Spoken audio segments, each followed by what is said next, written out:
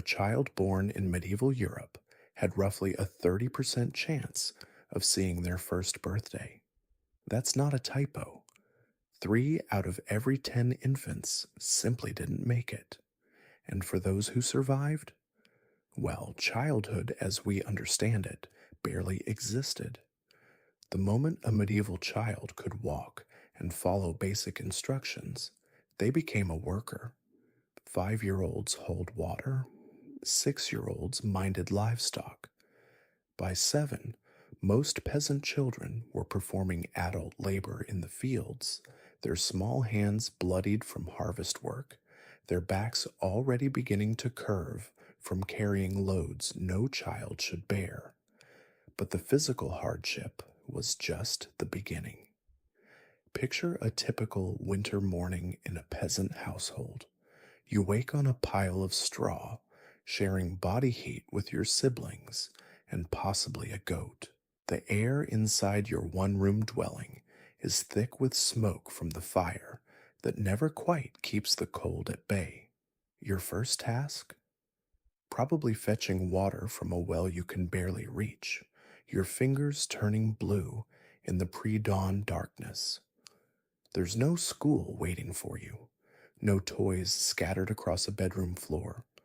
Those concepts wouldn't exist for children like you for another several centuries. Instead, there's work, always work. Medieval society didn't view childhood as a protected phase of development. Children weren't seen as fundamentally different from adults, just smaller and less capable versions. The word child itself simply meant not yet grown, with no special consideration for the unique needs or vulnerabilities that came with youth. This attitude shaped everything. Clothing, children wore miniature versions of adult garments. A 6-year-old girl might be laced into a restrictive bodice, learning early that discomfort was simply part of existence. Boys were dressed in scaled-down tunics and hose, expected to move and work despite fabric that chafed and constrained. Food, children ate what adults ate, when adults ate, if there was enough to go around, and often there wasn't. In times of scarcity, children's portions shrank first. A growing body needed nourishment, but survival of working adults took priority. After all, adults could labor in the fields and contribute to the household's survival. A hungry child was simply another mouth to feed. The mortality statistics tell a brutal story. Beyond that 30% infant death rate, another 20% of children died before age 5. By the time a medieval person reached adulthood, they'd likely already buried multiple siblings. Parents often delayed naming infants for months, a psychological buffer against the overwhelming likelihood of loss. Disease stalked children relentlessly.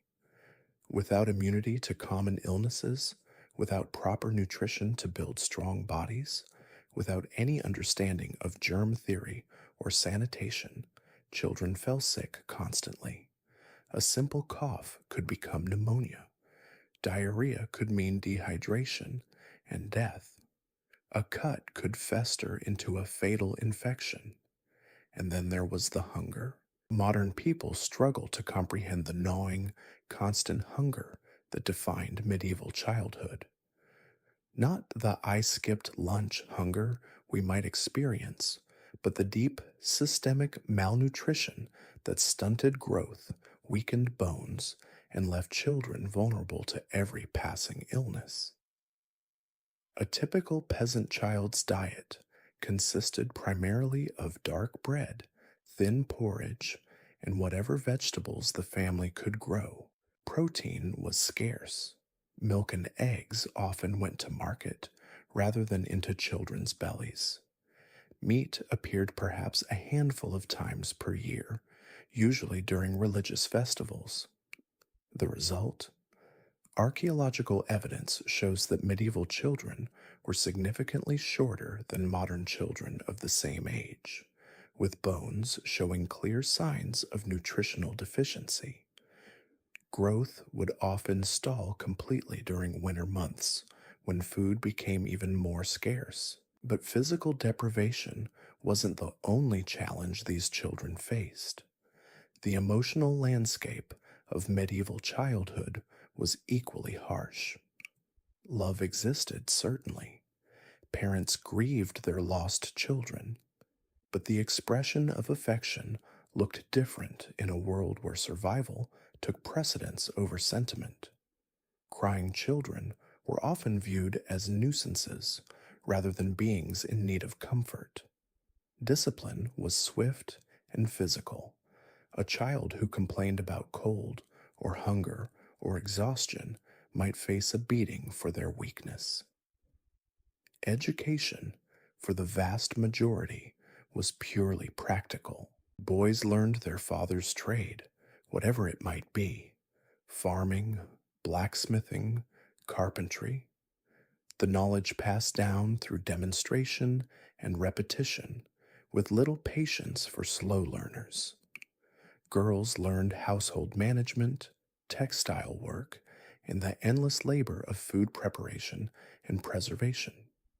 For the tiny minority of noble children, life looked different, but carried its own brutality. These children might learn to read and write, but they also faced being sent away to other noble households as young as 7 or 8, part of the complex web of political alliances that defined aristocratic life. A child might not see their parents for years, raised instead by strangers who viewed them primarily as political assets. Noble girls faced early betrothals, sometimes as young as 3 or 4 years old. While marriages typically weren't consummated until puberty, the psychological weight of being promised to a stranger, of knowing your entire future had been negotiated without your input, shaped these children's lives from their earliest memories. Boys of noble birth trained for warfare from childhood. By 7, they might begin weapons training. By 14, they could find themselves in actual combat. The romanticized image of knightly childhood obscures the reality of children learning to kill, being taught that violence was not just acceptable, but honorable. And violence touched all medieval children, noble and peasant alike, in ways that would horrify modern sensibilities. Physical punishment was universal and severe. Teachers beat students routinely. Parents struck children for minor infractions. Older children often terrorized younger ones without adult intervention. The legal system offered children virtually no protection. A child could be tried and executed for theft. 7 was considered the age of criminal responsibility in many regions. Children worked in dangerous conditions, from mines to construction sites, with no safety regulations and no recourse if they were injured or killed. What's perhaps most striking is how completely normalized all of this was. Medieval adults didn't view themselves as cruel. This was simply life. Children were hardy, resilient, capable of enduring what needed to be endured. Those who couldn't adapt simply didn't survive. The few written records we have from medieval children themselves reveal a matter-of-fact acceptance of hardship that's difficult for modern readers to process. A 12-year-old apprentice might describe a beating from his master with the same tone we'd use to describe a boring commute. But beneath that acceptance, we can glimpse something else: small acts of kindness between siblings, a mother singing to a sick child, a father teaching his son a trade with patience and pride. Medieval childhood was brutal, yes, but it was also human. The few sources that capture children's own voices tell us something crucial. They knew their lives were hard, but they didn't know life could be any different. A peasant child who'd never seen inside a castle couldn't miss what they'd never known. The concept of childhood as a protected, innocent phase of life simply didn't exist in the medieval mind. But let's pivot to something even more disturbing than the hardship itself: the casual, everyday violence that permeated medieval life. Modern people often imagine the Middle Ages as brutal because of warfare and plague. That's true, but it misses the more insidious reality. Violence wasn't just present during crises, it was woven into the fabric of ordinary existence. Start with the home.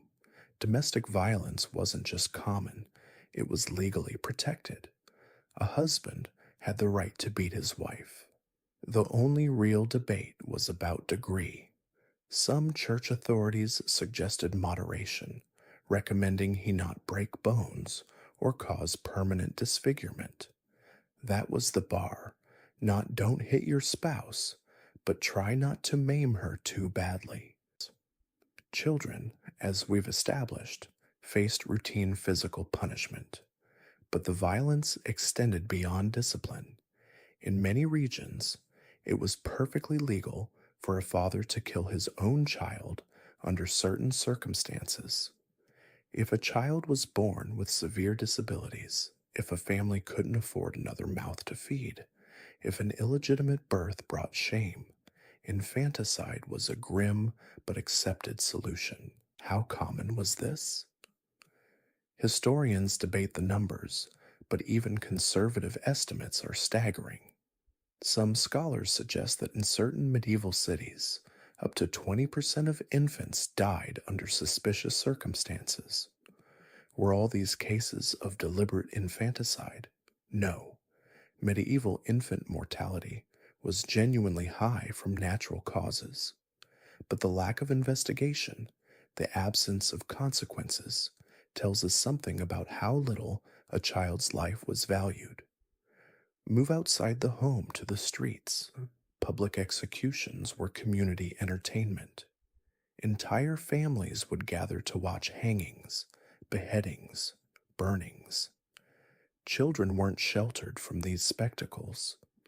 They were encouraged to attend to learn the consequences of transgression. The methods of execution themselves were designed to maximize suffering. This wasn't quick or humane. Criminals might be hanged, drawn, and quartered, heretics burned alive, traitors subjected to torture before death, and crowds cheered. What does it do to a society's psychology when violence is public entertainment? When children grow up seeing bodies displayed on city gates, rotting as warnings? Medieval people weren't psychopaths. They were products of their environment, shaped by a world where life was cheap and death was everywhere. When most children didn't survive to adulthood, when disease could wipe out entire families, when starvation was a constant threat, perhaps watching someone hang became just another part of the landscape. But here's what's truly unsettling. This violence wasn't chaotic or random. It was structured, ritualized, part of the social order. Take trial by ordeal, a common method of determining guilt or innocence. The accused might be forced to carry a red-hot iron bar, or plunge their hand into boiling water, or be bound and thrown into a river. If they survived relatively unscathed, God had proven their innocence. If they were maimed or drowned, well, they were guilty anyway. We might dismiss this as primitive superstition, but think about what it reveals. A society that believed God would intervene in these brutal tests, that would deliberately inflict terrible injuries on people who might be innocent, that accepted horrific suffering as a legitimate judicial tool.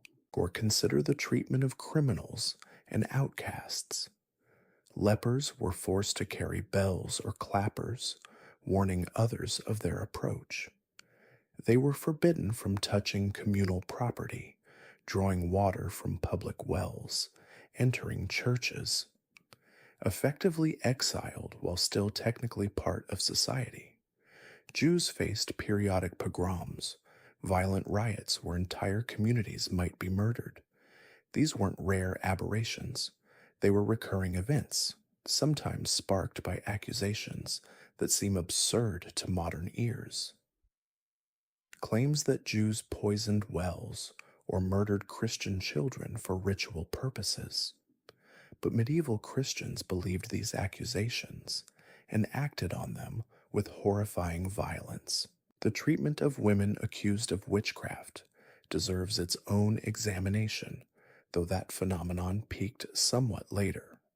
But even in the medieval period, women who didn't conform to social expectations faced brutal consequences. Too independent, too knowledgeable about herbs and healing, too old and disagreeable, any of these could mark a woman as suspect, subject to community violence with little recourse. What's emerging here is a pattern. Medieval violence wasn't just about individual cruelty, it was systemic, embedded in legal structures, religious practices, social norms. Animals weren't exempt either. Yes, really. Medieval courts sometimes tried animals for crimes. A pig that killed a child might be formally tried, convicted, and executed. A swarm of locusts that destroyed crops could be excommunicated by the church. This seems absurd until you realize it reflects a worldview where the boundaries between human and animal, natural and supernatural, were fundamentally different from our own. Entertainment reflected this acceptance of violence. Bear baiting was popular. Dogs would be set on a chained bear, and crowds would wager on the outcome. Cockfighting, bull baiting, public whippings as sport. Even sports that seem relatively harmless had brutal elements. Medieval football was less a game than a riot. Entire villages might participate, with few rules and frequent serious injuries. People died playing football, not occasionally, regularly enough that some authorities tried to ban it. The point isn't that medieval people were monsters. It's that they inhabited a world so different from ours that our usual moral frameworks barely apply. When violence is everywhere, when death is commonplace, when survival requires hardness, what we call cruelty becomes simply life, and we haven't even touched on warfare yet. That's a whole other dimension of medieval brutality. But the everyday violence, the casual acceptance of suffering, that's what truly separates their world from ours. Warfare in medieval times wasn't the organized affair we might imagine from Hollywood depictions. Forget disciplined armies clashing on open fields while following rules of chivalry. Real medieval warfare was chaos, brutality, and suffering on a scale that's hard to comprehend. Start with the soldiers themselves. Most weren't professional warriors, they were peasants, forcibly conscripted, poorly trained given whatever weapons could be scrounged. A sharpened farm implement, a club. If they were lucky, actual armor and a real sword. But luck was rare. These men were marched to battlefields they didn't care about, to fight for lords they'd never met, in conflicts they didn't understand. And the fighting itself? Absolutely terrifying. Medieval battles were close quarters slaughter. You'd be pressed shoulder to shoulder with your fellow soldiers, facing a wall of enemies just feet away. The smell alone would be overwhelming. Unwashed bodies, fear, sweat, blood, excrement from men who'd lost control of their bowels in terror. Then the lines would meet. Imagine being in that crush. You can barely move. Someone screaming in your ear. A sword flashes toward your face. You're shoving your weapon forward, hoping it hits something vital. Men are falling around you, getting trampled underfoot. You're standing on bodies, slipping in blood and mud mixed together into a horrific slurry. The noise would be deafening, metal on metal, screams of pain and rage, horses shrieking, officers shouting orders nobody can hear, and it would go on for hours, not the brief, choreographed duels from movies, extended, exhausting, brutal work, because killing someone with medieval weapons required sustained effort. A sword doesn't cleanly slice through flesh like butter. It catches on bone, gets stuck. Medieval weapons were designed to bludgeon and hack, not for elegant efficiency. A mace crushing a skull, an axe requiring multiple blows to sever a limb, warhammers pulverizing armor and the body beneath. But the battle itself was often the least deadly part. More soldiers died from disease in medieval armies than from combat. Dysentery, typhus, infections from minor wounds that turned septic. An army on the march was a mobile epidemic, spreading illness wherever it went. And then there were the sieges. Medieval siege warfare makes battles look humane by comparison. A city or castle might be surrounded for months, years even. The attackers would try to starve the defenders out, simple enough in theory. In practice, horrifying. People trapped inside would begin rationing food, then eating anything remotely edible. Leather, rats, eventually, in the worst cases, the dead, and sometimes the living. There are documented cases of siege cannibalism, not because medieval people were monsters, but because starvation drives humans to extremes we can barely imagine. The attackers had their own methods for breaking resistance. Catapults didn't just throw stones, they'd launch dead animals into cities, spreading disease, severed heads of captured soldiers to demoralize defenders, excrement and rotting corpses, turning the city into a pestilential nightmare. When a city finally fell, what happened next was often worse than the siege itself. The sack of a city was considered a soldier's right, payment for the hardship of the campaign. For days, sometimes weeks, the conquering army would have free rein, rape, murder, looting, all sanctioned by commanders who understood this was how you kept an army motivated. Everyone was a target: women, children, elderly, clergy. Nobody was protected. Churches would be stripped of valuables while priests were murdered at the altar. Homes would be ransacked, occupants killed if they resisted, or sometimes just for sport. The scale of violence during these sacks was immense. The sack of Constantinople in 1204 during the Fourth Crusade saw Christian soldiers destroying the greatest Christian city in the world. Libraries burned, priceless art destroyed, citizens murdered in the streets. This wasn't an anomaly. This was standard procedure, and warfare wasn't just soldiers killing each other.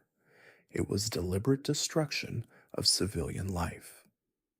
Chevauchée was a specific military tactic, riding through enemy territory, burning crops, slaughtering livestock, destroying villages. The goal wasn't to fight the enemy army, it was to wreck the economic base that supported it. Peasants would watch their fields burn, their animals killed, their homes destroyed. If they resisted, they'd be killed. If they fled, they'd starve. If they stayed, they'd face the same fate. Warfare wasn't something that happened to soldiers on distant battlefields.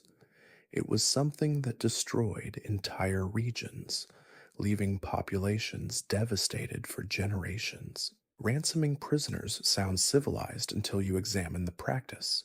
Knights might be treated well, held for ransom, but common soldiers? Often killed immediately. They had no ransom value, and feeding prisoners was expensive. Mass executions after battles were routine. Even ransomed nobles faced grim realities.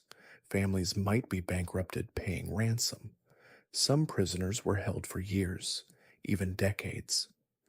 Richard the Lionheart spent over a year in captivity, and the ransom required to free him nearly destroyed England's economy. The Hundred Years' War exemplifies all of this. Over a century of intermittent warfare between England and France, entire regions of France were devastated. Populations collapsed, agriculture failed, famine spread, and when the war finally ended, people had forgotten what peace looked like. We romanticize medieval warfare, knights in shining armor, codes of chivalry, noble combat. The reality was random violence, deliberate cruelty, and suffering on a scale that encompassed entire societies. Warfare wasn't an interruption of normal life. It was a constant presence, shaping everything about how medieval people lived, thought, and died. That's the context we need for understanding medieval violence, not individual acts of cruelty, but systems of organized brutality that touched every aspect of society. From the judicial torture to the battlefield slaughter to the devastated villages, violence was the foundation on which medieval civilization was built. But warfare wasn't the only place where medieval violence revealed itself. It seeped into everyday social structures, into the fabric of how communities functioned. Feuds between families could last generations. Not occasional disputes, but blood vendettas where entire lineages were dedicated to destroying each other.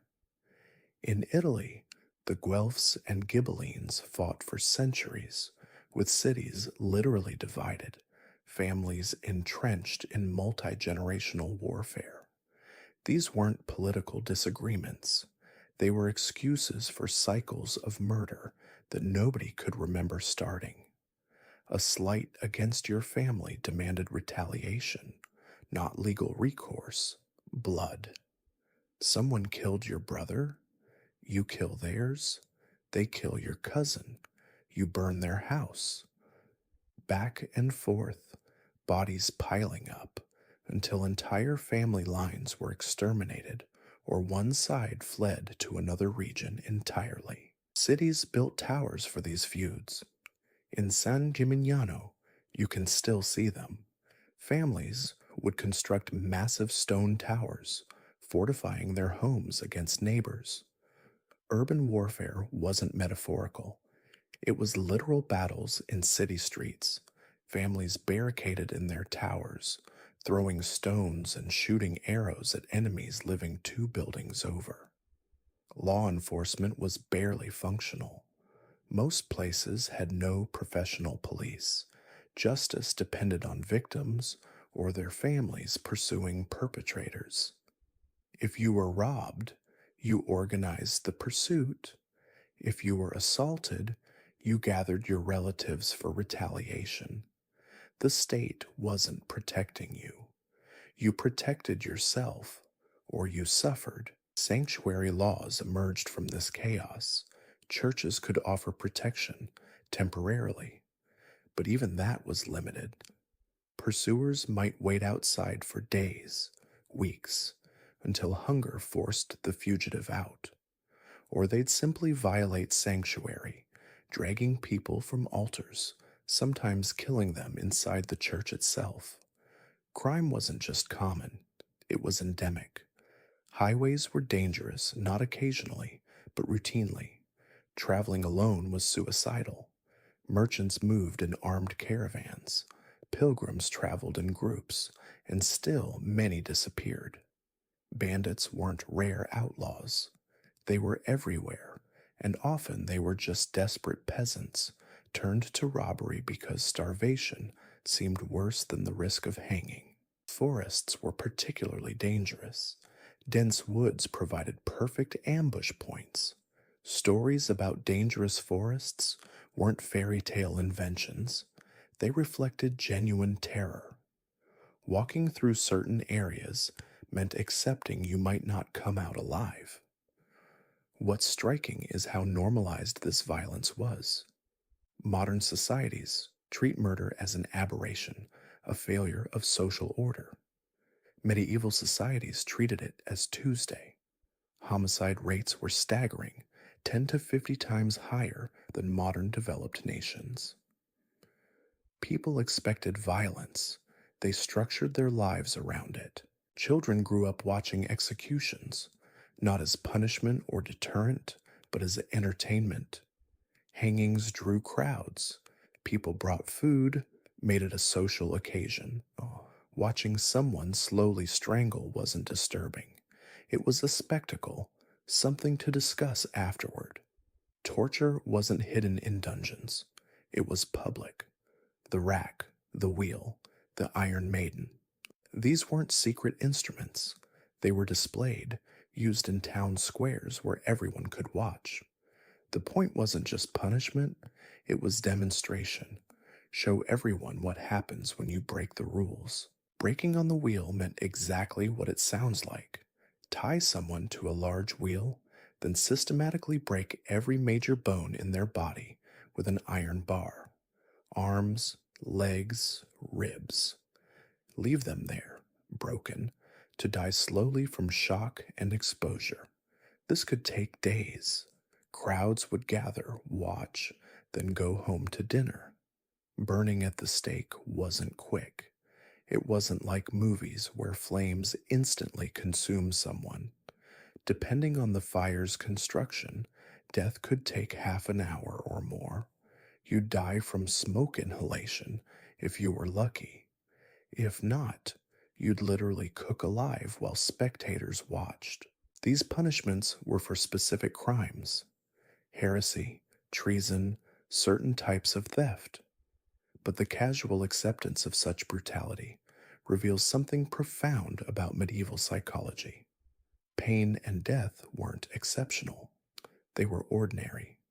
Even language reflects this. Medieval texts describe horrific violence with the same tone they'd use for describing the weather.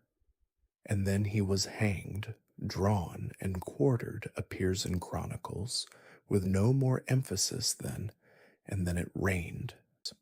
Violence was so constant that it barely warranted emotional reaction.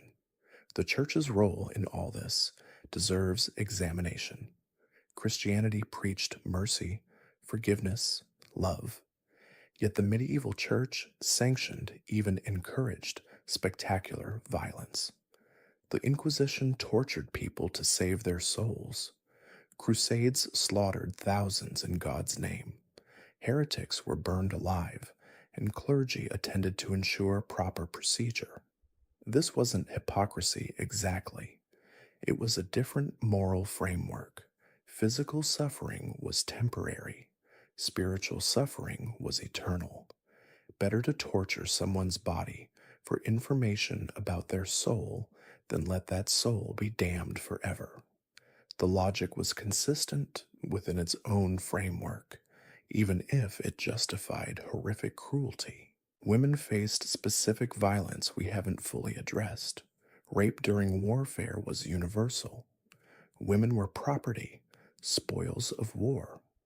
But beyond that, domestic violence had no real legal framework. A man could beat his wife with few consequences, provided he didn't kill her, and even killing her might be excused if he claimed adultery or disobedience. Childbirth itself was violence of a sort.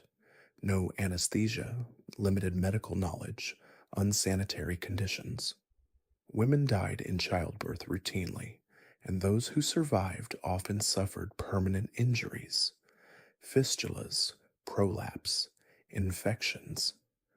Pregnancy wasn't a blessed event, it was Russian roulette. Children weren't protected either. Discipline meant beatings. Schools used corporal punishment freely. Parents struck children with implements designed to cause pain. Child labor was standard, and dangerous work killed many. Children's bodies were found in wells, rivers, construction sites. Accidents were common because safety wasn't a consideration. This is the reality we've been circling. Medieval life wasn't punctuated by violence, it was constructed from it. Every social institution, every power structure, every daily routine assumed violence as the baseline. You weren't avoiding violence, you were navigating it, trying to be the inflictor rather than the victim. That's what we forget when we romanticize the period. The castles were beautiful, the art was magnificent, the poetry was sublime. But underneath, supporting all of it, was a foundation of human suffering so vast and so normalized that people couldn't even see it as abnormal. So, where does that leave us?